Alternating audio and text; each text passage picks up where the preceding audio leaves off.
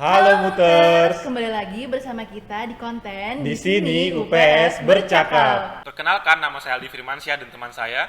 Prisya Damayanti, dan kali ini kita akan membahas seputar ilmu hukum. Sebelum kita masuk ke pembahasan kita kali ini, kita mau ingetin nih bagi teman-teman yang belum nonton konten di Uber sebelumnya.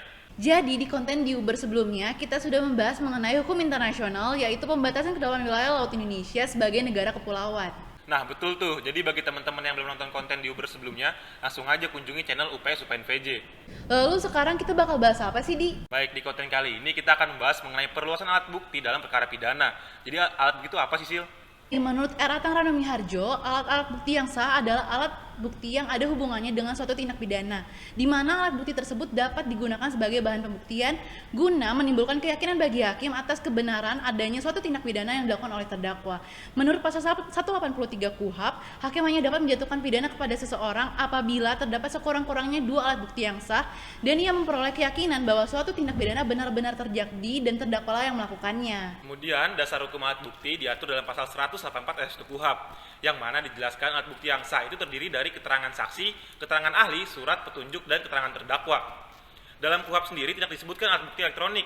Akan tetapi MK melalui putusan MK nomor 20/PUU/14/2016, MK mengkategorikan dokumen elektronik atau informasi elektronik sebagai alat bukti yang sah dalam hukum pembuktian. Istilah alat bukti elektronik sendiri diperkenalkan dalam Undang-Undang Nomor 8 Tahun 1997 tentang dokumen perusahaan. Dalam pasal 15 ayat 1 dijelaskan bahwa dokumen perusahaan yang telah dimuat dalam mikrofilm atau media lainnya sebagaimana dimaksud dalam pasal 12 ayat 1 dan atau hasil cetaknya merupakan alat bukti yang sah. Kemudian pengaturan mengenai alat bukti berkembang pula dengan diundangkannya Undang-Undang Nomor 20 Tahun 2001 tentang pembahasan tindak pidana korupsi. Kemudian akhirnya dibuatlah Undang-Undang Nomor 11 Tahun 2008 tentang informasi transaksi elektronik yang selanjutnya akan kami sebut Undang-Undang ITE, yang secara tegas diatur dalam pasal 5 yang berbunyi 1. Informasi elektronik dan atau dokumen elektronik dan atau hasil cetaknya merupakan alat bukti hukum yang sah. Kedua, informasi elektronik dan atau dokumen elektronik dan atau hasil cetaknya sebagaimana dimaksud pada ayat 1 merupakan perluasan dari alat bukti yang sah sesuai dengan hukum acara yang berlaku di Indonesia. Yang ketiga, informasi elektronik dan atau dokumen elektronik dinyatakan sah apabila menggunakan sistem elektronik sesuai dengan ketentuan yang diatur dalam undang-undang ini. Keempat, ketentuan mengenai informasi elektronik dan atau dokumen elektronik sebagaimana pada ayat 1 tidak berlaku untuk 1.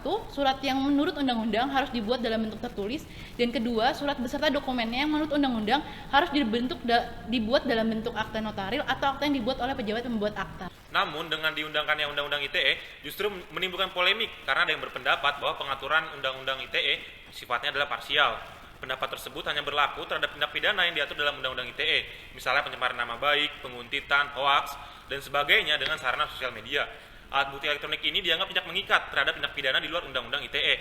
Atas penafsiran tersebut, menurut kami tidaklah tepat karena lahirnya Undang-Undang ITE merupakan jawaban dan kodifikasi dari keseluruhan pengaturan tentang alat bukti elektronik.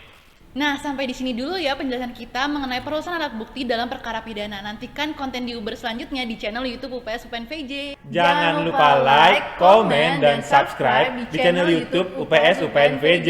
Sampai jumpa lagi di konten selanjutnya. Bye!